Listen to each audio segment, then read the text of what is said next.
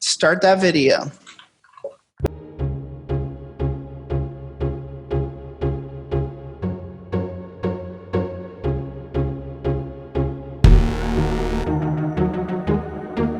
Our own little special Sheri Fitts intro. It's Sheri. I like the walk-on song. It must be time for another episode of Sheltering in Place because my wife just started to vacuum upstairs. So that's the cue. That's the cue to get started. I can't believe we're still fucking doing this. Like, we're drinking beer, talking about 401k plans. Seems like the silliest thing ever, and I'm kind of don't understand why we keep doing this. Here we are. Do you think the joke is on us? Like, people they log in, but then they just like leave their computer and don't actually watch, and they're just like, that's what Justin normally does. Keep recording. No. A long time since I've done that, Chad. I'll say that I was an early adopter of the Retireholics. You were. I loved you from the get-go, from that when you walked into that very dark social hour, right? At Excel 401k. Oh, okay. Oh, man. That was so awkward. The room was scared of you. They were worried.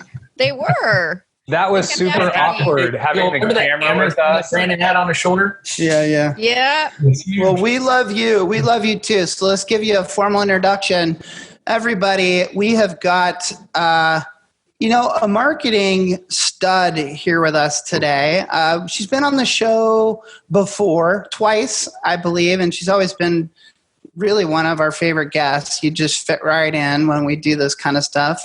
And we love you too. We've been big fans of yours since the get-go.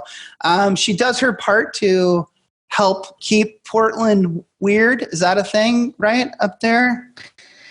Right? I could tell you a story about zip ties and seagulls if you want later on. So, Miss Sheri Fitts from Shoe Fits Marketing, thank you so much for joining us today. We really appreciate it. And we're going to talk virtual video. But before we do that, word of the episode. You know how this works, Sheri. The word of the episode today will be, this is the last time we can say it, meeting. So you cannot say meeting. That's the prohibitive word. If you do, you must drink from something silly. Show the audience what you got. I'm doing a little tequila. I intentionally didn't bring anything scary. Our guests are learning. Last time, if you'll recall, I had a lot of Jack Daniels. Yes, you did. And Jack Daniels on camera is not good. So I'm going to have something light and bubbly. That will work. That'll do the trick. Yeah. Oregon. So, always bring the Oregon. Always bring the Oregon. We're going to talk about something that's super relevant. And I know it's relevant because we're in this kind of COVID deal right now. But we're going to talk with Sheri today about virtual video. You know, the very thing that we're on right now in a way. But what I want to do is kind of set it up. I know we're all big on it now because of the whole shelter in place, stay at home rules, and this pandemic that we're dealing with. But I think what we're talking about is, will you be using this post-COVID? You know, are we learning from what's happening right now? And are we going to be better because of it? And let me put this out there for you. I think there's two types of people out there. I think there's a lot of people that are thinking, when things get normal, I'm just going to go back to my own gig. I'm going to go do what I used to do. I'm not going to use these stupid Zoom calls and do that kind of stuff. I'm going to go back to doing things the way I used to do it. I feel like that would be Chad's stance on what's going on. Is that how you're thinking in your head, Chad? Like, or no? Not entirely, no. But okay, I'm thinking for the important meetings, I'm going to be there in person. But for the ones that I can handle via Zoom, I will. Yes, I think said it. I think the entrepreneurial advisor should be looking at this going forward and thinking to themselves, could this be a more effective way for me to run my practice going forward? And let me just put out a little stats. If I'm a plan advisor, and there's two areas here. There's selling, which we'll talk about today, but I think there's also servicing your clients. So let me tackle the easiest one. If I have got 50 clients and I'm going to go see those clients, say 3 times a year. That's 150 meetings that I have to drive to, prepare for, drive back. Katie really didn't want this word, Sheri.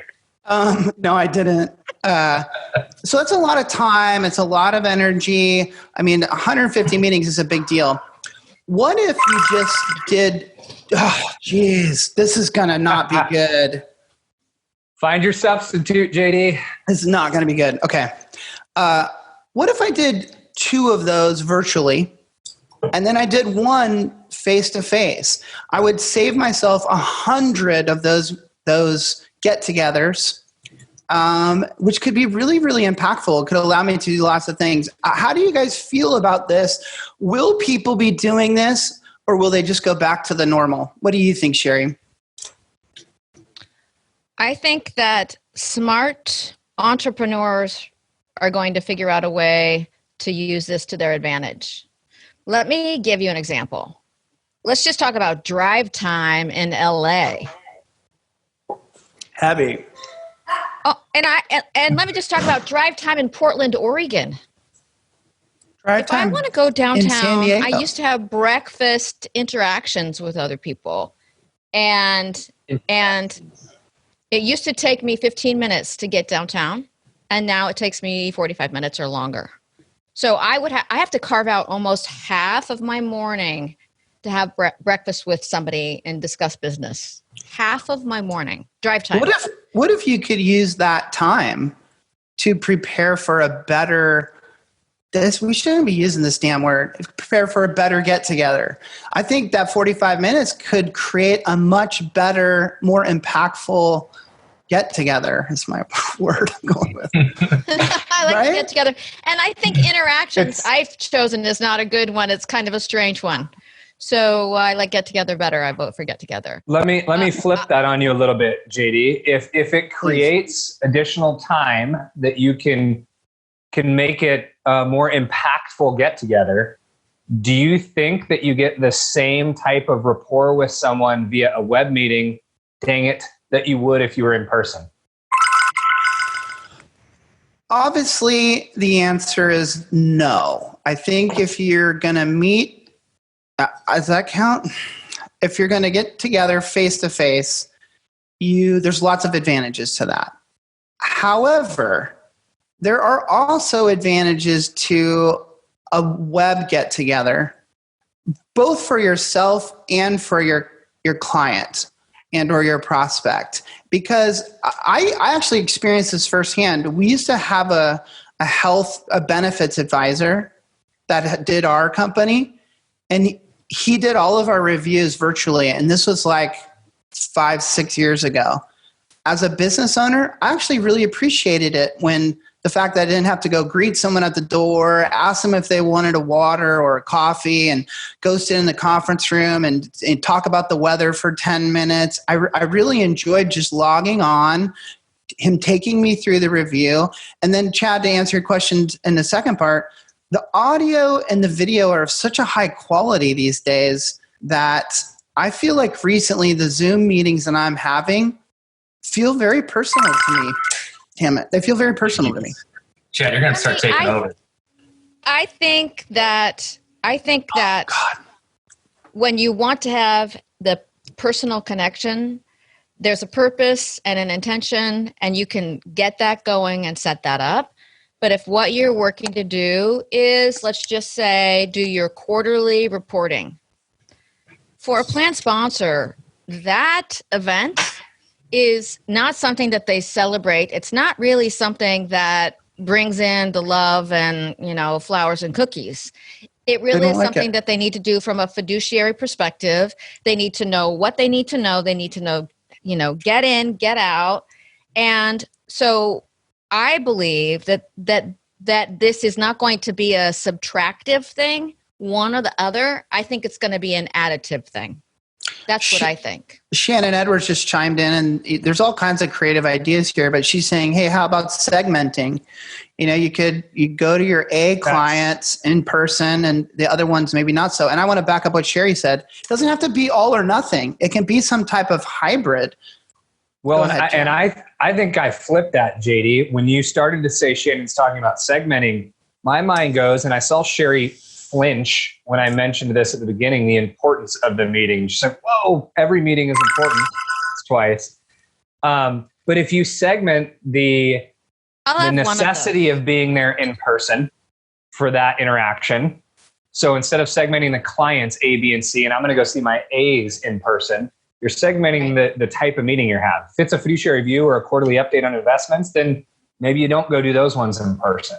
That's what I meant by the importance. The importance is not whether or not that gathering is vital. It's whether or not being in person for that gathering is vital. Perhaps also asking the client about their preference might be I like that. something critical, because it could be that your A clients might have a variety of conversations they need to have with a variety of consultants, and doing that every quarter might exhaust them. So perhaps they would opt to have every other quarter a virtual conversation and still meet their fiduciary obligations and still see you. And there are still ways that you can make a meaningful relationship without always going to their office. Let's shift it to what I think is harder. I think we can all agree that servicing your clients Sitting in the chair, I agree, though. Could be done this way. But what about selling? Because I think that's a little tougher. And I'm going to bring it up to you guys, and I'll pose the question, because you guys live and breathe this every day. Pre-COVID, you're driving to get-togethers, to meet with advisors at their office, at a restaurant. I mean, that's your guys' life, is just constantly going to these get-togethers. Could you not be potentially more effective and see more people virtually? Say, just pick a day a week. You could literally meet with 8 advisors virtually for little 30-minute Zoom calls, where that would be impossible for you to drive around and meet with that many people. I think it depends on the level of the relationship. If it's something we're trying to do brand new, it goes back to that hybrid thought. I think human interaction, especially in the beginning, builds the most rapport. And then as you get to know that person, you can leverage your time, I think. Mark, quit shaking your head. I mean, what? Go ahead. That's not Mark shaking his head. That's his screensaver, actually, or whatever that thing is called. Oh, is it really? Justin, I think what you're saying is a logical thought, and I think a lot of people probably agree with you. But recently I was reached out to by a payroll guy that sells payroll. And, payroll likes to partner strategically with TPAs from time to time. I didn't know the guy. He reached out to me on LinkedIn. He's down here in my area, and he offered up a Zoom call. We got together on the Zoom. I got to see him face to face, meet him for the first time. I heard his this word. Okay, I got one. I'll do it. I got to see his kids came walking through the background. I really got to know him, and I felt like I connected with the guy big time, and we'll continue our relationship. So I don't know. I don't think you should sell it short. Go ahead, Mark. I was going to say, Justin, I was shaking my head at you because I wanted to shake my head, just because I'm going the complete opposite. I'm going 100% virtual, baby. Let's do this. Let's rip this thing out and just start. I was on a call today, okay, and this guy had a really good point that I really hadn't even thought of. He's like, man, I've had so many stacked Zoom calls today, virtual, that I'm exhausted by halfway through the day. And he goes, I thought about it, and it's because when you are out and about doing in-person get-togethers, you have drive time. You have time for your mind to reset, to wander, to do other things, whatever it's, right? So now, to JD's point, yeah, you can cram absolutely be effective. There's no question about that. I don't know, and like I've seen some people here say it too, like, I'm freaking tired of sitting in my chair and not seeing anybody. You're old school. Justin's old school. I need a plane ticket and a manicure is what I need. To JD's comments about connecting with that payroll person is, it takes a certain type of person. Again, and what I think probably what Sheri might get into later, what we might discuss is there's some people who suck at it. I'm not going to lie. I've been on good calls. I've been on bad calls. Some people don't come across well on video. Some people can't service and or sell through a Zoom call. I'm just going to say it. So now, again, just like anything, we all start in whatever industry it might be and we learn how to do what we're supposed to do. It's going to take a little re-education for some people, myself included. I mean, I'm not an expert at this, but I think it needs to be way more prevalent than the in-person get-together, in my opinion. For sure. I like that in Zoom meetings, I can, in those bad gatherings, I can hide my frustrations with my lower half. Like I can sit here and chat, but in my lower half is just moving. Whoa, stop, don't do that. Stop, don't say that. Chad, you owe a drink. Hold on, JD. I got a point to make. You just had to make things awkward again. Again, Chad. Well done. I have a point to make though. My question for the group regarding transitioning back. Number one, I think the reason why it is so widely accepted right now is because we're obligated to doing Zoom meetings, Zoom gatherings. So when we come out of this, will it be as widely accepted? My second point, and this is what I'm more interested in, and I would love to get audience feedback on this, was it is okay if my choice as an advisor is to do a Zoom meeting. You knew this was going to be a bad one. This was a shitty word. As an advisor, I feel like I can make the decision if I want to do a Zoom gathering with a client. But if I choose to meet that client in person and now my wholesaler says, sorry, I'm not coming because I'm only doing Zoom, as an advisor, I'm going to be frustrated with that. Because I'm supposed to be your client and I'm asking you to be there in person. So I'm curious what that will look like when it's a wholesaler's decision and not an advisor's decision. Well, yeah, because it's not necessarily going to be the wholesaler's decision. It's probably who's going to control the wholesaler's budget and say your tail has been in a chair for the last 6 months or whatever. You seem to be doing fine or not fine. So just stay right there. You're not going anywhere. And those golf outings and those, steak dinners and all the things that we always say that wholesalers do, they're not going to necessarily be able to do. I think that it's going to be both. And I think that it is still possible to create a relationship virtually because look at what you have done. JD, you started this by saying we've been doing this for 5 years. Right. And there are people that know you and feel like they know you a lot and you don't know them. Right. You don't know them. I listen to podcasts and I have personal relationships with the people whose podcasts I listen to. And if I walked up to them, they'd be like, huh? Yeah, me too. So virtual, definitely still there's a place to create a relationship. And I just want to go back. Really depend. I want to go back to what you said, Chad.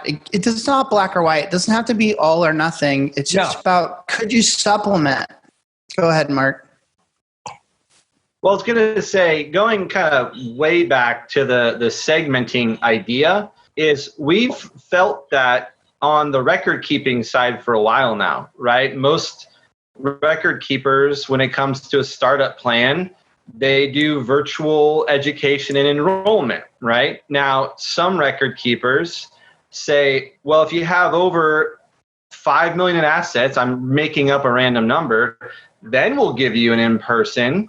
So to the comments about segmenting, the way that gives me sort of a chill down my spine a little bit is that I feel like I'm making a hierarchy of like who's more important. And in my mind, that's not necessarily how I would want to view that situation. I'm not saying I can't be flexible. Again, this is me personally. I'm not speaking for the group, but that word just kind of made me cringe a little bit. And it's because of the same ideas that came out with advisors who were like, hey, I'm doing this in education meeting. Last year I did a plan and Bill came out with me. Who are you sending this time? And they're Yeah, you have to drink. No, Mark, I totally agree with you. You don't have enough money or enough people, so we're not going to come, but you can do virtual. So I think we've already sort of merged to this direction. Go on, JD. Well, and our education meetings are not very good to start with, right? What are you talking about? They're great. Sherry, you have to feel like they've gotten good lately. I'm joking. They're fine. They're fine. Sure, it's a drink. Nancy brought that up. Nancy brought up that earlier in the chat bar where I think the education for participants, hell yes. You should be, can't you invite like 100 people onto these Zoom things? Like you should be doing education for participants like this. That's a home run. The attendance should go up. And I would imagine because they don't have that fear of being there and asking questions that you'll get it could all be better anonymous. Chad, they could all be anonymous. Sure. They could ask questions. You could actually do a debt management meeting. Okay, a debt management webinar, whatever you want to call it. We're going to get wasted right now. People could log on anonymously and have honest conversations about their debt without worrying about whether one of their colleagues is judging them, who similarly has the same amount of credit card debt but doesn't want anybody to know. So I do think that there is some benefits of doing that. I think that there's benefits of also offering said gatherings after work hours, because most of the time in families, usually it's one spouse or the other that manages the relationship with money, and perhaps maybe what we need to do is change that and have a partnership around money and being able to have somebody talk to you when you're both available, when you don't have to worry about daycare. Yeah. Right? You can totally do this. Can't wait for that day. We're going to break it up, play a little game here, but I don't know if we've touched the nerve enough, but I really want everyone out there, especially advisors, to think about how could they better their practice using this virtual video. Because we talked about the education, we talked about client servicing, selling, maybe that's a little tough, but I still think it could be done. You're an entrepreneur, you're running your shop. You got to find ways to do things better. You have to evolve. There's so much opportunity. And we didn't even, the education, don't forget, you can record this shit. So you could do an hour-long education for 100 employees, record it, and then give it to HR to dish out later. I mean, it's all right at your fingertips, man. And then if it's on the Zoom platform, by the way, and you record that gathering, not the webinar, but the other one, to the cloud, it will automatically transcribe it for you if you have the pro version. Imagine then you have an automatic transcription that you could give to a junior account person and have them edit it, and then you have a blog, a whole bunch of blog content. Yeah. It's so freaking easy these days. So I really want people to consider it. For the second half of the show, we'll talk about if you're convinced yourself that you should be doing it, we'll talk to Sheri about how you should be doing it. But before we go into that, let's play a little game. Let's go to Mark. Brandon, can we do a double? Can we spin the wheel of ice, and then can we go straight to lame or game? Is that a thing? I don't have any lame or game graphic, but we can spin the wheel of ice. Spin that wheel. The wheel of ice, the wheel of ice. I want one of those. It's Mark. Smart. What'd I win?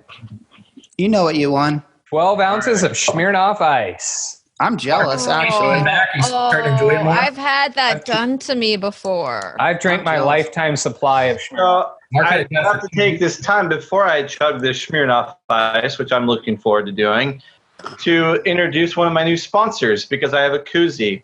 Blake, I know you're on this call. So the Wheel of Ice now sponsored by shortandfat.com. Nice. Nice little promo.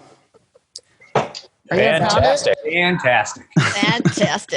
I don't understand how you expect me to drink this, then go directly into the game I'm supposed to. That was kind of my thought. I thought I'd get you a little loose, and then you'd have more fun with a lamer game. His ability to chug the Smirnoff Ice is record-setting. I'm jealous. That stuff's so good, man. I need to get some. We'll happily send some to your house, JD.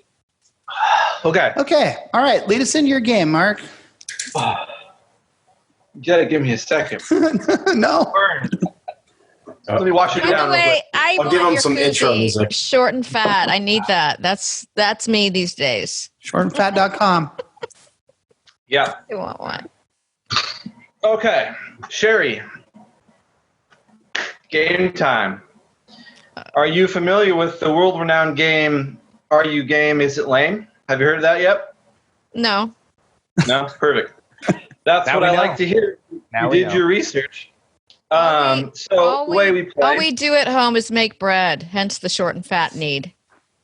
bread is delightful. Hold on. Okay, so the way we play this game is I'm just going to give you some questions. They're yes or no. Okay. I don't mean to offend anyone when I do this, but sometimes I do. So my first question is kind of a bonus question. Yeah, mostly Chad. I was just going to take notes.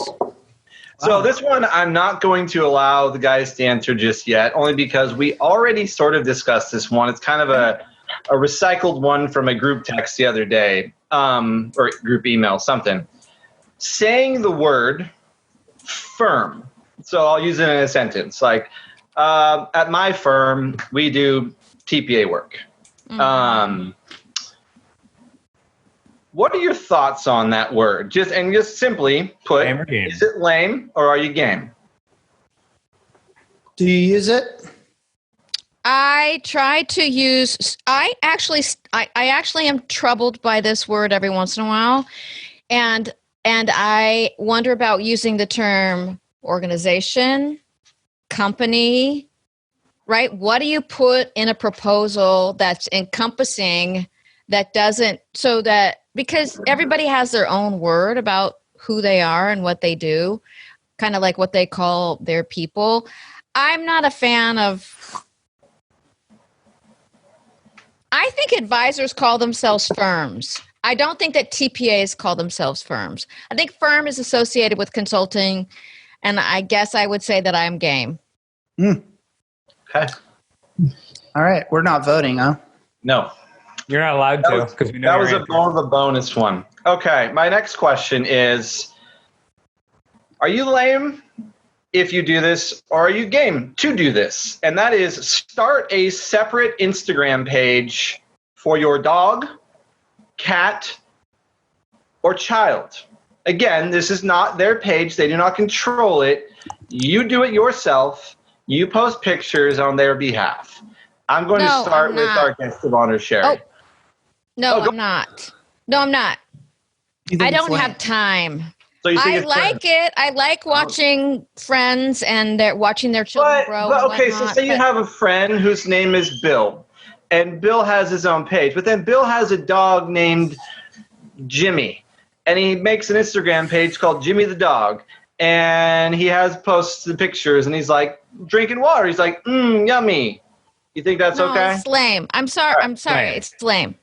JD? I'm not a fan. I don't do one, but I love my dog Bella, and she's such a pretty girl. Dude, you have And- 3 dogs. You're just going to pick one? Yeah, she's my favorite, and I think she could be an Instagram star. So I just might do that. So I'm game. I'm totally game. But Justin. what does it mean by star? What do you get out of that? I want He to has no share. idea, Sheri.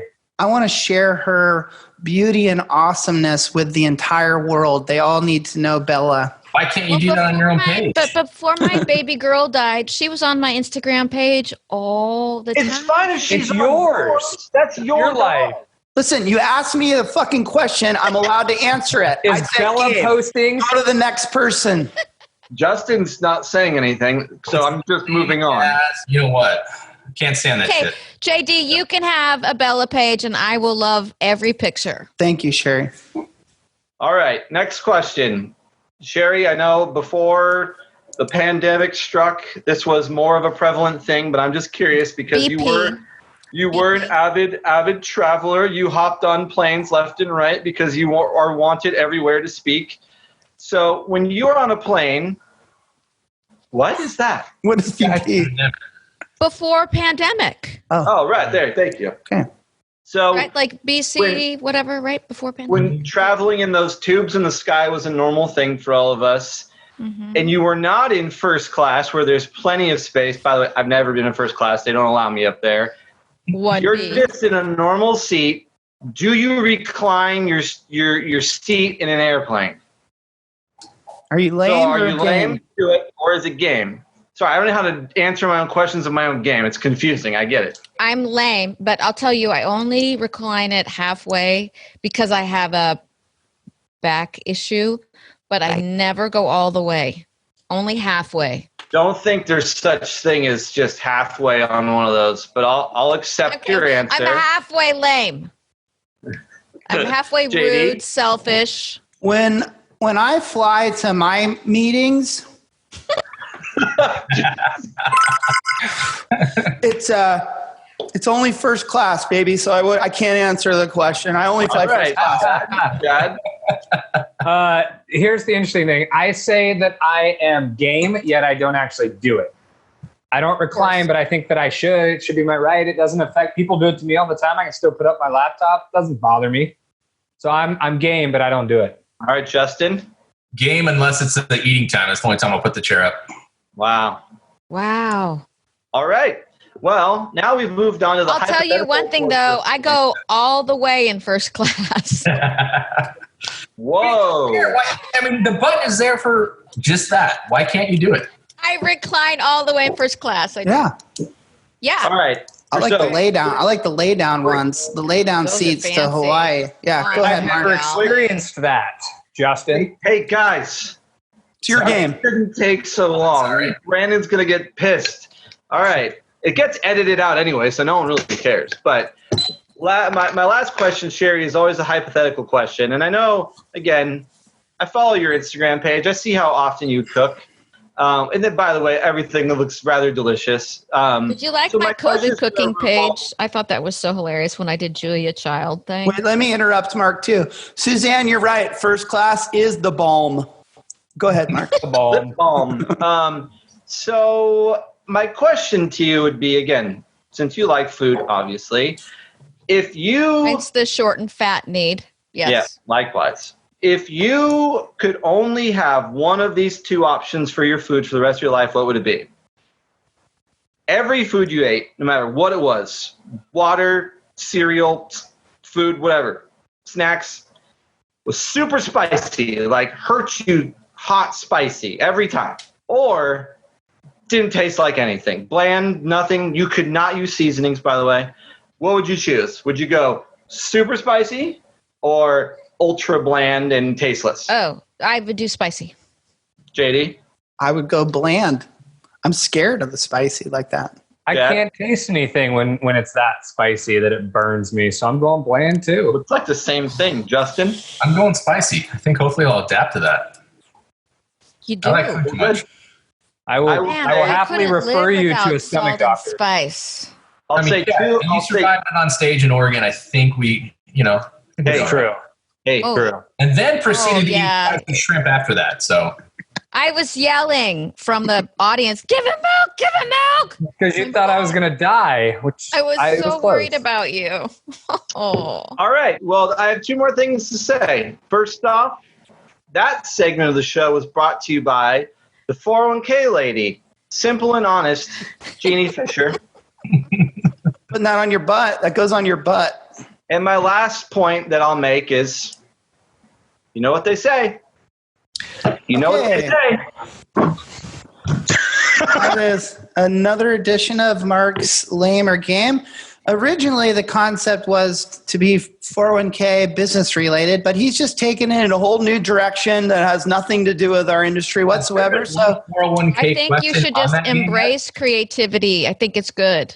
I think playfulness and whimsy is a critical component of our business lives. Those are the two words I use to describe Mark all the time. Whimsy. So yes. Okay, let's move on. You're an advisor. You've decided that, hey, this virtual video thing, it's for me, man. I'm in. I need to do this. But you got to do it right. Have you been on any of these Zoom calls recently where someone's tech sucks? They got a crappy camera. They can't get their audio figured out. Maybe it's a creepy, weird background. Nevin Adams showed us his very dark downstairs, like creepy house. We were kind of freaked out. Oh my gosh. If you're going to do it, the best background for you guys. Hang on, keep going. You got to be good at it. I have not paid for this cartoon, but I will. Let's talk to Sheri about how do you prepare for a virtual call. Do you need to have a different camera? What's the best type of lighting? Should you have a background? If I share my screen and it's really inappropriate, will you cut it out? For the edit, sure. Yeah. Okay. This is really good. Oh wait, you're a participant. You can't. Yeah, you got live people. Yeah. Hang on. Well, live people, you'll just have to cover your eyes. Ready? Oh, I can't. Never mind.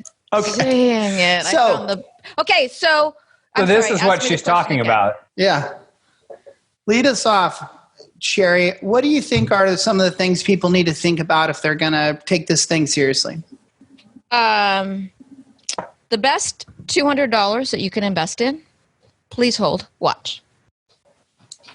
All right. I like this. Visual props. Just bring us some visual props. Oh.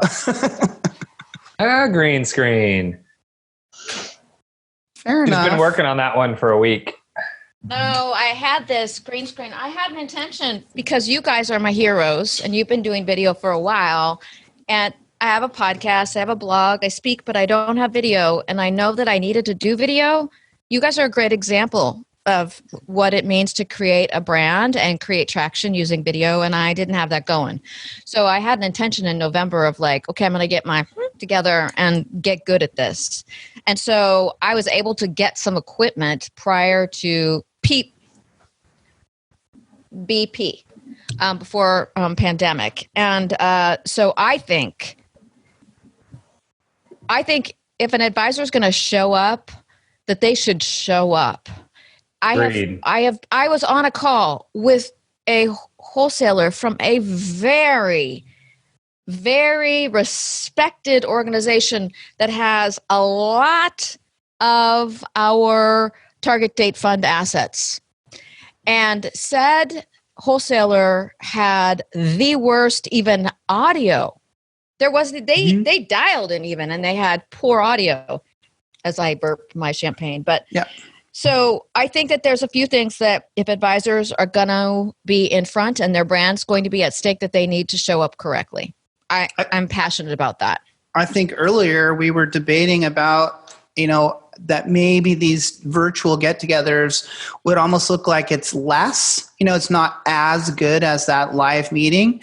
And so I agree with you, Sheri. Damn it. I've never had this much tequila in such a short period of time. Oh, fuck. You're welcome, Katie. What was I saying? You fought me on that word. Oh, the more you can show your guest or the person that you're getting together with that you've really thought this through and that you've taken it seriously and worked hard at making it a good experience, those are all good things, so... We've said for a while being authentic is key and kind of rolling with whatever you have and how you're doing it is okay. But there is a break point where it's not good. Yeah. Where what your inability to share screen or your lack of understanding of how this works is just bad. And there needs to be a little bit of time spent learning the technology if you're going to use it. Julie Casey says, JD, you're getting red. First of all, Julie, this must be your first Retireholics. I'm always fucking red, and I'm drinking tequila. It's crushing me. So, but thanks for letting me know that I'm turning red. And now I'm messing around with my green screen. Here's the thing that I'll tell you is that I was on a call the other day, and there was an advisor on the call along with a wholesaler. And the advisor, whom I've never met, said, "I'm already a Sheri Fitts fan," which made me glee, I was just happy as can be.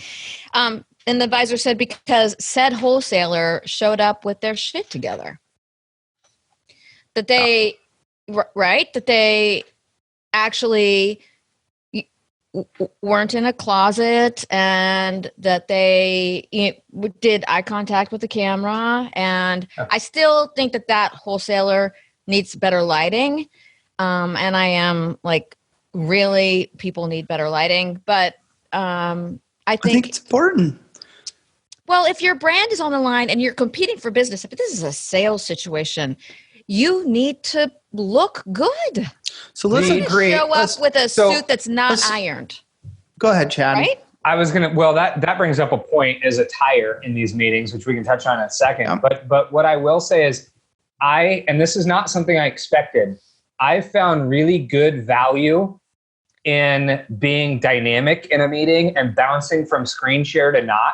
So for example, if a client asks a question and I'm screen sharing something and that question is not in regard to what's on the screen, I immediately go out of the screen share and into the full view so that we're all seeing each other. It feels so much more interactive then versus them all just seeing my screen and seeing me this big. Mm-hmm. So that would be my one point of advice for people to learn the technology is understand how to use it. Get in and out quickly, understand how to bob and weave within the technology so that you can make it personable. The belly wink. Shit, that threw me off. Okay, so let's check those boxes. Let's say, of course, you want to get good lighting. Of course, you want to have good audio. Of course, you want to have some thought through kind of background, however you want to do it. If it's your own personal place and it's good, and that's fine. If you're creating a cooler background like Sheri's, that's good too. I mean, let's just make sure that all those things are important for sure. But now that you've done all that, do you prepare for and approach a virtual get-together differently than you would a live get-together? Like, so if I go to a live get-together, I hate this stupid GT. Gathering. I may come with an agenda and I kind of have my rhythm. I'm going to take people through. Maybe I've got some handouts or some leave behinds, or God forbid I'm still using PowerPoint. Maybe I'm doing that.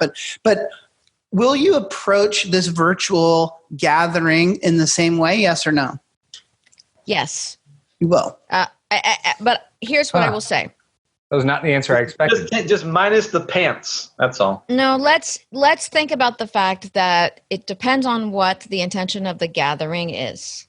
And let's think about the fact that we have to anticipate that the individuals in said gathering may not necessarily be comfortable with this particular platform.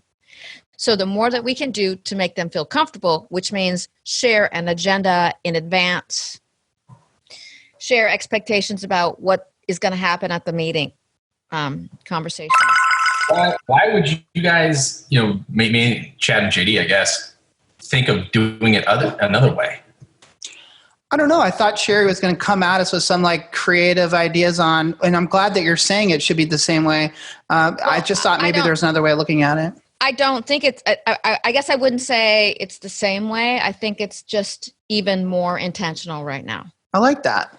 So if you think about the committee that will be attending this virtual gathering and the span of people's capabilities with technology and the fact that they're really not happy that they're sitting in their kitchen managing work right now and their husband is, running the garbage disposal for the 53rd time today. So I think that for right now, it even has to be more intentional, JD. And I'll say, and I will tell you that if it's a high stakes situation, that there is one thing that I would do differently than, which is that when I'm in a high stakes situation, I'm going to have something called a run of show, which you already know about because you do this all the time, which is you have a plan of the conversation. You mix in Mark for comic relief. You've got the drinking game. You bust it up. You have a plan. And I believe that when an advisor is going into a high stakes situation, they need to have a run of show or something similar to that. Similar, right? Totally. That would be different. That's different than a standard gathering. I don't know. I think you could use that advice both in a live gathering as well as a virtual gathering. I think it's cool to walk into a gathering and say, hey, this is my intention for this. I want us to go through A, B, C, and D. I think if I'm the consumer, I like that. I liked your idea of sending it ahead of time. And then I would think about using the share screen to further promote and back up that concept. Let them know that you're moving along a track that they can expect. I think that'll create a lot of comfort for them. I think you got to use visual props, man. I don't think it should be just you on the camera the whole time. Bring in those leave behind pieces. Bring in the PDF. Bring in the video. Like, bring some stuff to the table that's different. So different media. Something I haven't seen yet. Bringing in video to a client meeting, advisor. No, I love the thought. Oh, but you can get video. I mean, you roll video here, and the cool thing about Zoom is it's fairly simple to add video to a meeting. And so you can totally bring in sound. Brandon. Shrink. By the way, I looked up synonyms for the word of the episode. They all suck. Gathering, assembly, conference, congregation, convention, summit sucks. So yeah, stick with gathering. Okay, no, I agree. I think those are good advice. Oh, okay, well, I have a question for you then, JD. Shoot.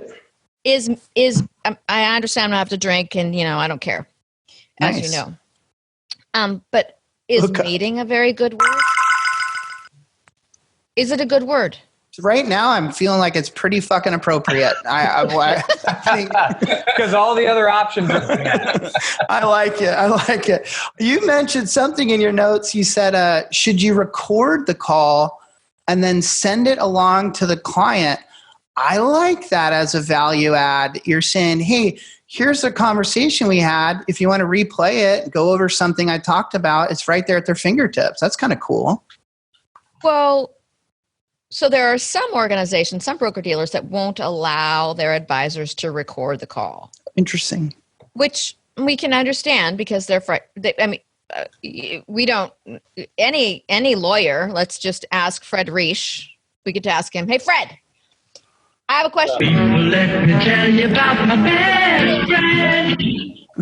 Hey, Fred, my question for you is, do you think it's a good idea to record the call and then transcribe said call and use that as the notes for the meeting? I bet you Fred would say, hell no. Right. Hell no. Yeah. You don't want to be. Hell no. However, think about the fact that you could record the call. You could share the call with the organization for them to go back to and view. I mean, I'm recording this particular call right now because this is amazing content that I can use myself. Amazing content because there's a question and answer that's going on, right? That's one way to describe it. But then I can get the transcription, and if I'm an advisor, I can get the transcription and I can edit that down and use that as meeting notes that I could put, right? I know, but I could use those as the notes. JD, will you tell me what's going on with your ear things? Do you have them like wrapped in duct tape or something? Yeah, so these were headphones and they broke, and so I fixed them with stickers. I thought you did that intentionally just because you're like rock star. Just Retireholics stickers. Okay, let's talk about this. Chad brought it up earlier, and then we can wrap this. We got another game for you to play, and then we can all get back to our regular lives. Can we answer Lisa Allen's question in the chat? Oh, good job, Justin. I'm doing it right now. Son of a bitch. Lisa Allen says, my struggle lately, do we need to spend the first few minutes of the meeting talking about how are you doing with quarantine, which leads to the whole thing. I'm sick about it. Personally, I feel like I should ask it, but still. So this is my recommendation, Ms. Allen. Here's what I would suggest happen. That you join you join early. As the host, you join early. And there's a whole bunch of Zoom, protocol you need to do from a security perspective. You join early. You start to have conversations early. You have one question about the check-in question, and then you have somebody who announces. Just like JD said, okay, let's get this show on the road, and you move on from those conversations. But you could say, What are you doing with your kids? You could limit the question about the, shelter in place to a small question instead of everybody checking in about everything that's going on in their house. I was going to give two pieces of advice there. One, instead of chatting about COVID, maybe you chat about something COVID related, so ask them what they've been up to or what they've been cooking or, ask them fun stuff that they've been doing. But then I've also done a lot of calls recently and I just am blunt and I just start the call and I go, hey, I honestly hope everyone's okay family-wise, everyone's safe and healthy, which I mean that. But let's not sit and chat about it. Let's get straight to our objective. And most people that I've been on calls with, I feel like have really appreciated that. Like, because we don't want to sit there and gossip about the latest, coronavirus news. That's a downer. Sheri's point is crucial, that the interaction that I have is all before we're supposed to start our gathering. For sure. I wanted to jump to what you brought up, Chad, is close. So do you really think that you guys, the audience is going to be shocked by this, but Chad, Mark, and Justin wear suits most of the days of the week, when they're doing their job. Not for the last 3 months, I haven't. No. Are you going to wear a freaking suit on your virtual call? Nope. Oh, That's weird. That's just weird, right? I have some comments to where, and I agree it's part that you have to know your audience, of course, but I think everyone's got so laxed with this too. Like, I don't think I've done one meeting where anyone's been in a suit. Not in a t-shirt. Justin's got a drink. Welcome, Justin. Okay, so drink. You won't go. Mark loves it. Mark does this weird seal clap every time somebody has to drink. He's trying to, acknowledge. Mark does all kinds of weird shit. I've been called a lot of things in my life, but never a seal. I think I like it. Someone just said you don't wear a t-shirt. So is that true? So you can't go to the far end? I wouldn't wear this to a client meeting. I wouldn't. I would wear a polo. I'd wear a button up. I wouldn't wear a t-shirt to a client. With an advisor, yes. With an advisor's client, no.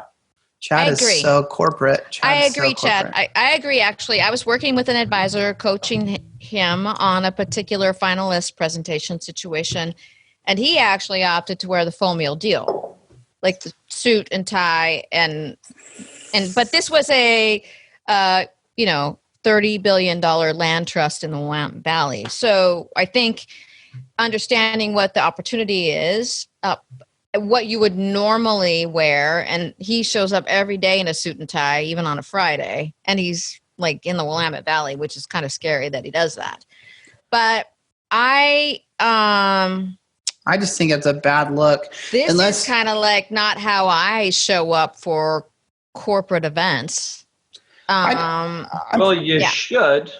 Yeah, I'm probably not the majority on this, but I just feel like if you're at home and you're doing this call and you put on a suit and tie, to me you're being fake. I would agree completely. I think you're the majority there, Jason. It's too premeditated. If you're at the office, and it's clear that you're in a conference room and you had other meetings, well then sure, that makes sense.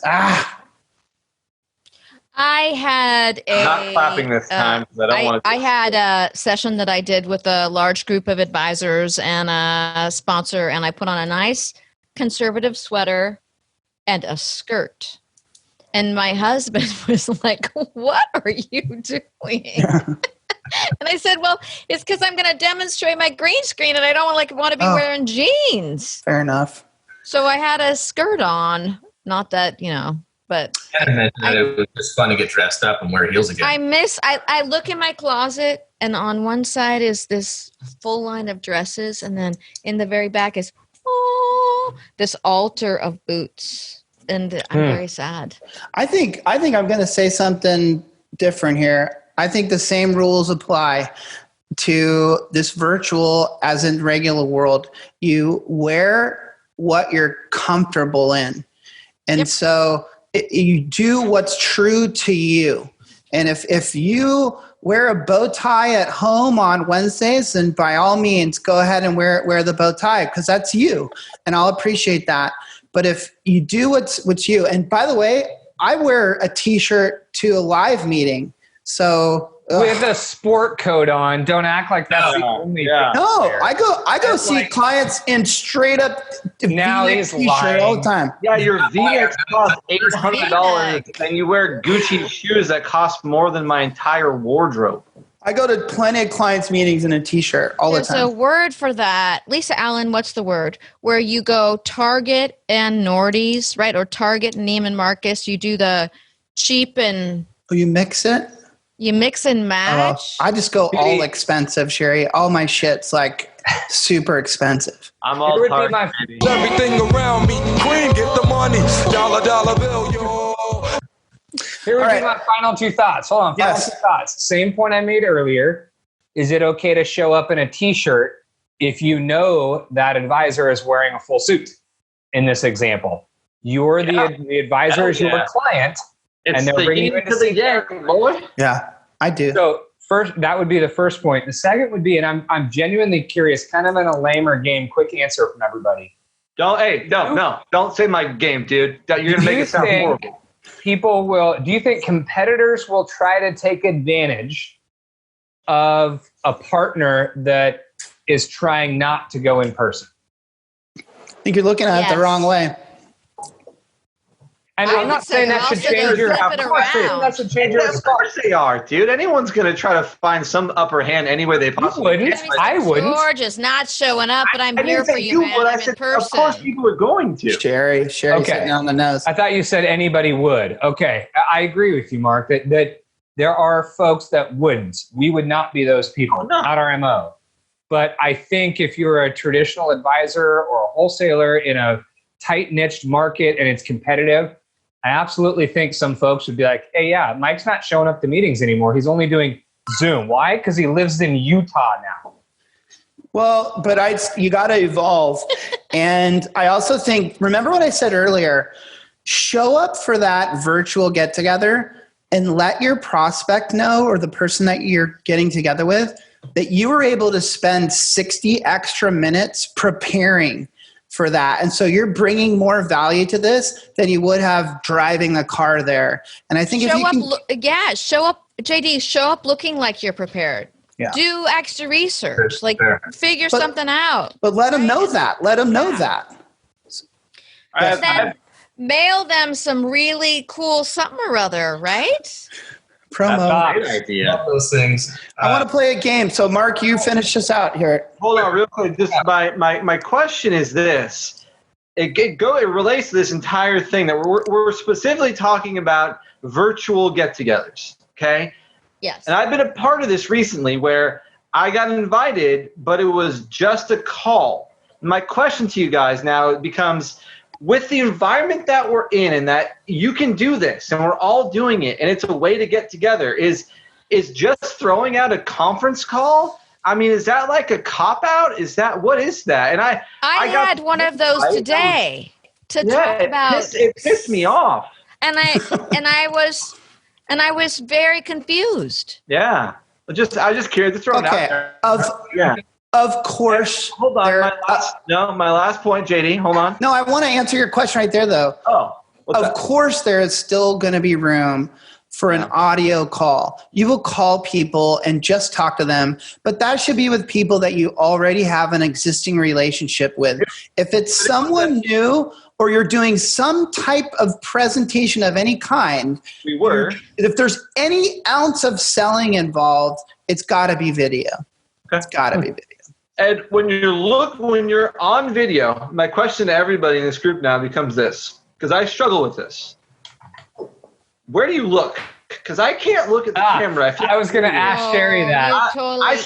I stare at myself.